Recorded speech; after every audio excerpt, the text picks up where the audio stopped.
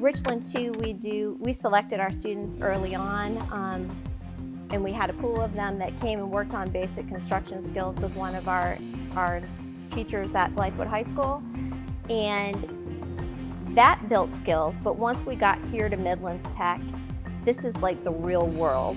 I mean, it's still college, they're still going to school, but it's closer to the real world. They're learning real world skills from someone who's out in the industry working every day, and he's teaching them those hands-on skills that they'll use in the community.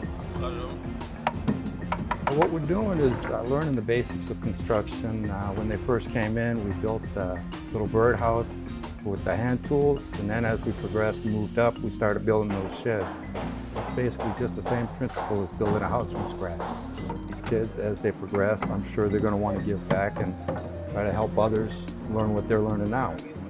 We've been working on sheds, and with Mr. Allen's help, he's been teaching us a lot of the basic shackles, all the way down to carpentry. Anything you name it, we built it. Teaches you self-skills.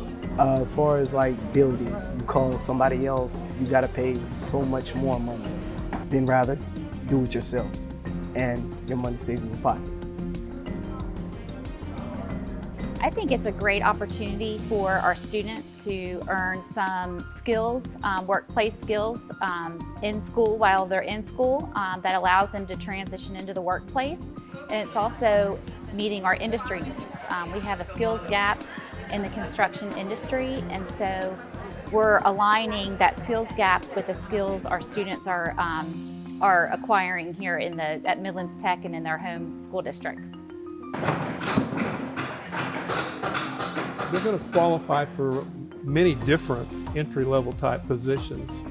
What they're getting is a general background in carpentry, but they're also exposed to other trades. So, I mean, in the construction industry, that's one great thing. It's so fragmented and so large. There are just literally 30 or 40 different career paths that they might be able to start in. Anywhere from electrical, carpentry, plumbing, painting, landscaping, anything to do with building construction. These students are getting a feel for it. They're working hands-on, and a lot of those entry-level positions are like that, where it's going to require somebody that's task-oriented, but maybe can jump from one task to the next. So this training will help them in all those different areas. To say that we in Richland too are proud of our students in the BOOM program is an understatement. First year, we were really excited about it. It went really well. The kids in that cohort learned a lot of skills. There was some interest with employment. But at the end of the year, we learned a lot about things that we hadn't thought about. So our interviews were towards the end of the school year, and then just maneuvering that application process and the hiring process for our students. It's different from those school folks, what we do during the school year in terms of finding part-time employment for our students. So even with after the interview conversation, some of the students maybe they didn't realize that they had been offered a job, or they didn't know they had to take a second step.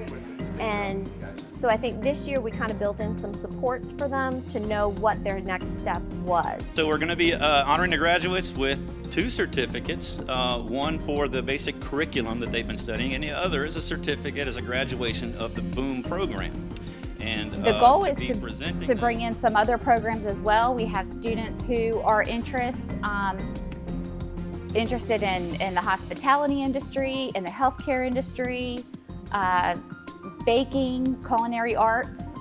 So there's other areas that we've identified where our non-diploma students have some great opportunity to get in the workforce, and they're getting some great skills and training in their school districts.